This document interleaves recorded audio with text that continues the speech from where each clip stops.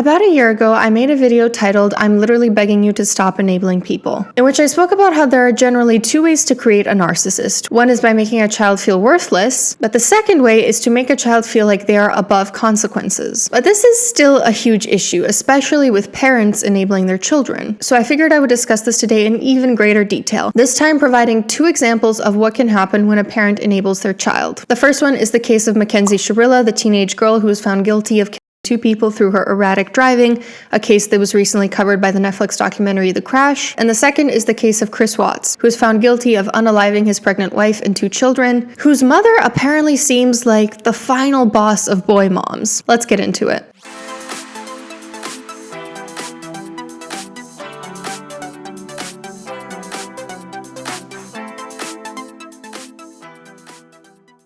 Let's start with the case of Mackenzie Sharilla. So I recently watched The Crash on Netflix, and here's a brief summary if you're not up to date. In July 2022, early one morning in a small town in Ohio, a car crashed into a building at 100 miles per hour. Inside the car were found 3 teenagers. The driver, 17-year-old Mackenzie Sharilla, was wounded but alive. However, the other 2 passengers, her boyfriend and his friend, did not make it. Police said that they'd never seen anything quite like it before. They initially wondered if the weed and the shrooms found on the driver might have been the cause of the crash, but the deeper they looked into it, the more they started to suspect foul play. For starters, the only substance in Mackenzie's body was found to be weed, which she was pretty accustomed to driving under the influence of. There also seemed to be no malfunction with the car. In addition, in the last 5 seconds, the accelerator was pressed down 100% with no attempt on the brake. Just minutes before, camera footage caught the car speeding at around 90 miles per hour. A different traffic camera caught the car going at a normal pace. Police officers learned that Mackenzie's relationship with her boyfriend Dominic was a bit rockier than it had initially seemed. It was on again, off again, with seemingly pretty toxic behavior on both of their ends, a history of infidelity on Dom's part, previous instances where Mackenzie was accused of driving erratically and threatening Dominic. Mackenzie was eventually tried and found guilty, but everyone keeps asking themselves, how could something like this have happened? How could a 17-year-old girl become capable of doing something like this? Temperament and genetics offers one explanation, but it's never the full picture. Part of the answer may lie in the parenting decisions of her parents. A lot of people online have shared concerns that a contributor to Mackenzie's crime might be a permissive or even neglectful parenting style from her parents. During the documentary itself, the parents seem to be minimizing her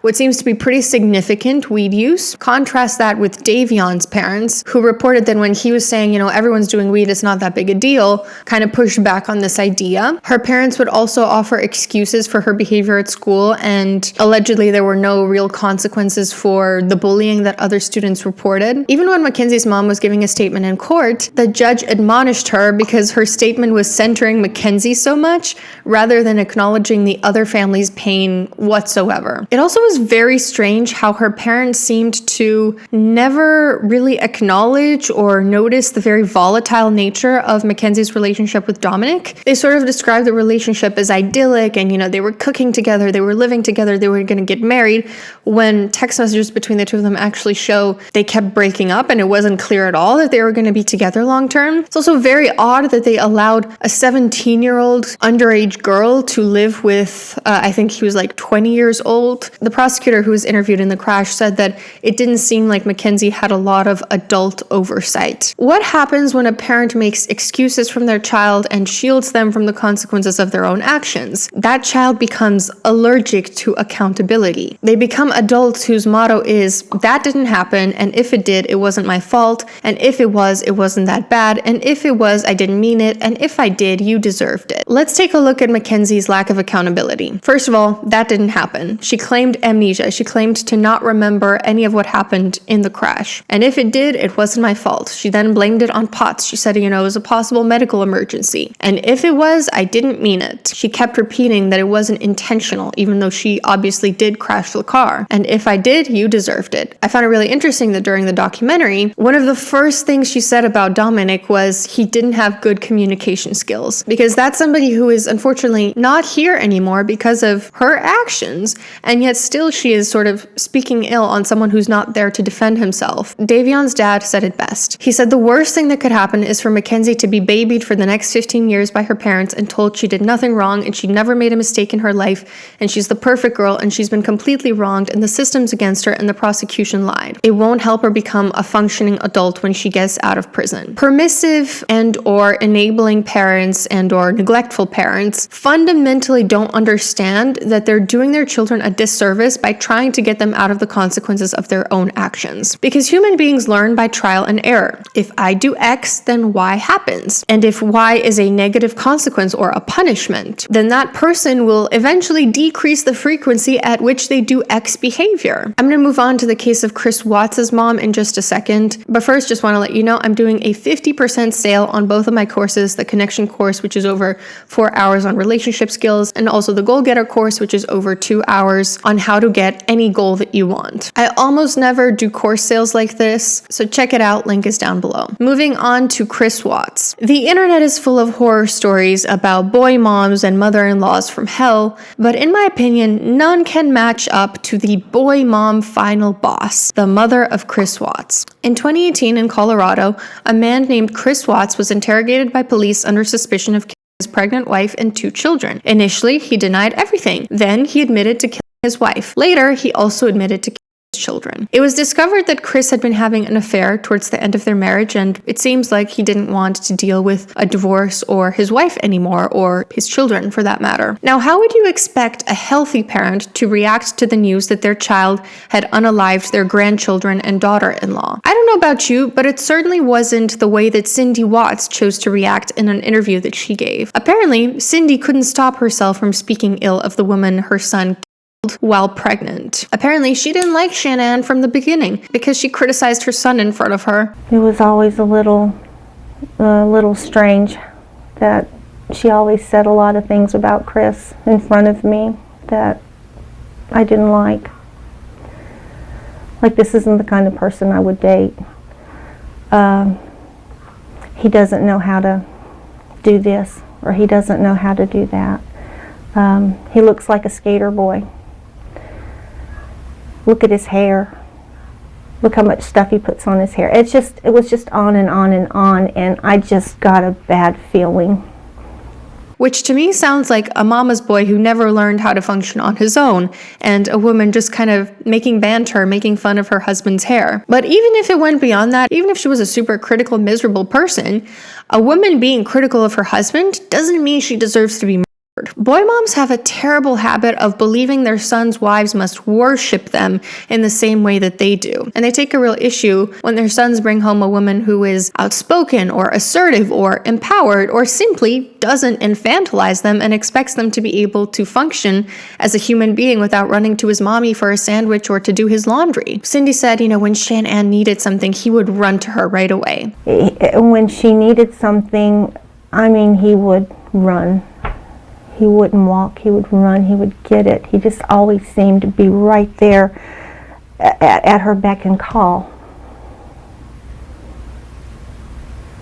And did that seem odd to you? Or? Very odd. It was very odd. Yes, that sounds like a normal partnership. Sometimes your partner needs things and it's a good thing for you to run to help them out. That's called teamwork. That's the definition of a partnership. What is she expecting? For the wife to never need anything from her husband and the husband to ignore her needs when she does have them? The total lack of empathy that Cindy demonstrates in this interview is astounding. Even when her daughter-in-law is dead at the hands of her own son, she still cannot sympathize with her. She still cannot hold her in positive regard or hold any compassion for her. And I think that a lot of women who have mother-in-laws like this can unfortunately relate to it. They literally wish you were dead. Even if your husband were to do you the most dirty or even murder you, she still wouldn't feel even an ounce of empathy for you even then. In fact, she would be happy that you're not there anymore. She would say, thank God that he saw the light, that she wasn't a good match for him, that she wasn't a good enough woman for my little baby. And he said that they have been talking about divorce, that they are not compatible anymore, and he was not happy anymore. And I finally thought he's finally seen the light. Cindy talks in this interview about how she didn't even attend their wedding, so she left no secrets about the fact that she could not stand Shanann. And they got married in 2012. Did they get married in North Carolina? They did. Mm-hmm. How was that? We didn't attend. Really? Mm-mm. We didn't attend because Shanann and I just couldn't get along. And I don't I didn't like the way she treated him. But it's more than that. It's an active act of disapproval to not attend a close family member's wedding, almost like a punishment that they defied your wishes to continue to date and eventually marry this person that you don't approve of. And even if you don't like the person that your child has chosen to marry, you should still love your child enough to still support and respect their choice. Unless this person is like abusive to them, what is the message you're really sending if you withhold your support for your child because you don't like their choice of partner? My support of you is conditional on you conforming to what I want. And it also reeks of rivalry. Because if I don't like the spouse of someone I love, let's say a friend, I'm not gonna punish them for it. Only boy mom type people do that shit because they wish it were them who were marrying their son instead. When Cindy talks about how her son was considering divorcing Shanann, she seems almost elated. She says he's finally seen the light. It speaks volumes that she couldn't support her son by attending his wedding, but she could support him during the trial of him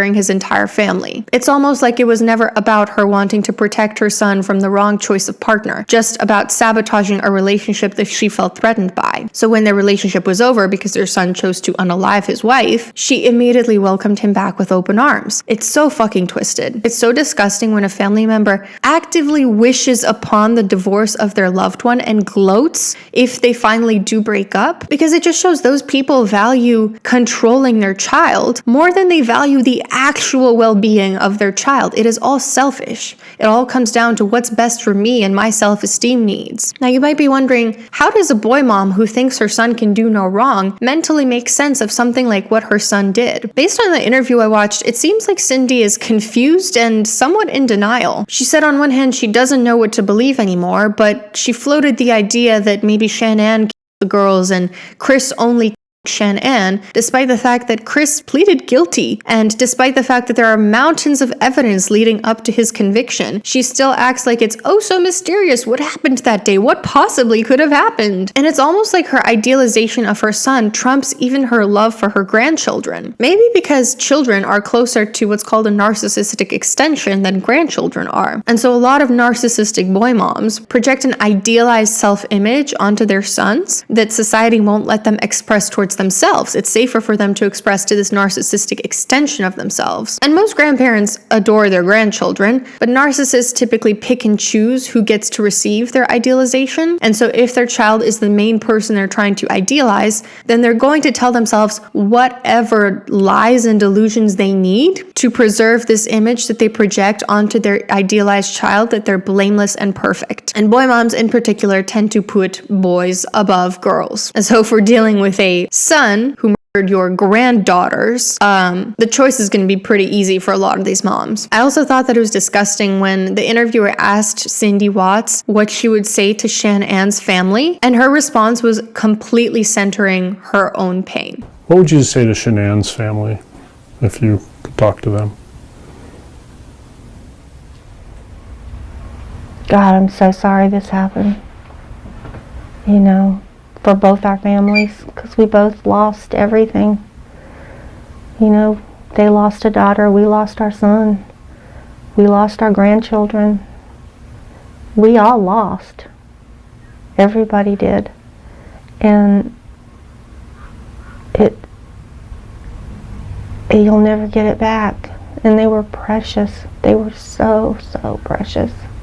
So what are the commonalities between these two case studies? Both of these situations are parents who centered their child's emotional pain and well-being, even when their child was being held accountable for atrocious, violent crimes that ruined the lives of others. They're parents who expected the rest of the world to not hold their child accountable because they themselves never held their child accountable. They're parents who constantly made excuses for their child, who didn't believe it was possible that their child would ever do something wrong, even when faced with direct and monumental evidence. It's borderline delusional how high their defenses go. We all experience defense mechanisms when reality is too painful for us to look at, but past a certain point, it really starts to become detached from reality. Permissive parenting and authoritarian parenting, which tends to be very controlling and not warm, are not the only two parenting approaches you can take. There's actually a healthy middle ground where you are warm and democratic to your child, but you also let them experience natural consequences for their behavior, which are proportional emotional, which makes sense, are directly linked to what they did. For example, if a 5-year-old throws their dinner plate on the floor because they don't want to eat what you made for them, it is a natural consequence to say, I'm not picking that up. You have to clean that up now. I'm not making you a new plate. A more authoritarian approach would be to say, that's it, you're grounded, I'm taking away your phone. Consequences that have like nothing to do with the crime that the child actually committed. And a more permissive approach would be to clean it up for them, make them a brand new plate, and let them know that, the next time they do this, you're just going to clean up their mess for them. The thing about healthy, what's called authoritative parenting, that holds your child accountable to a proportionate degree while still maintaining warmth towards them, is that it requires you to be able to sit with your child's suffering. And it is a hallmark of a good parent to be able to sit with your child's suffering. If you just try to erase it for them by fighting all their battles for them or shielding them from the consequences of their own actions,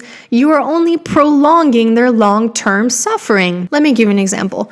So a week before my child turned 1, my husband and I decided to remove the pacifier because pacifiers are apparently not so good for like developing baby teeth. And it was miserable holding my child, watching them cry and sort of like make pacifier motions with their mouth because they really wanted their pacifier. And for me to need to just contain their pain and sit with it and not give in and not give them the pacifier, because I know that long term, that's going to make things worse. If you give them intermittent reinforcement where you sometimes give them the pacifier and sometimes don't, that makes them scream even harder. That prolongs their suffering. So when you as a parent are unable to sit with your child's pain and just sort of guide them through it and be a safe container for it, you are prolonging their long-term suffering. Parents who do this fail to understand that the rest of the world is not going to infantilize your child the way that you do. And making your child feel like they are above the rules or more special than others or entitled to special treatment is what got them in this mess in the first place. If they are an adult who's behaving in a narcissistic way, you are not going to solve it by continuing to infantilize them. At some point, you need to let them experience the consequences of their own actions. Thank you for watching.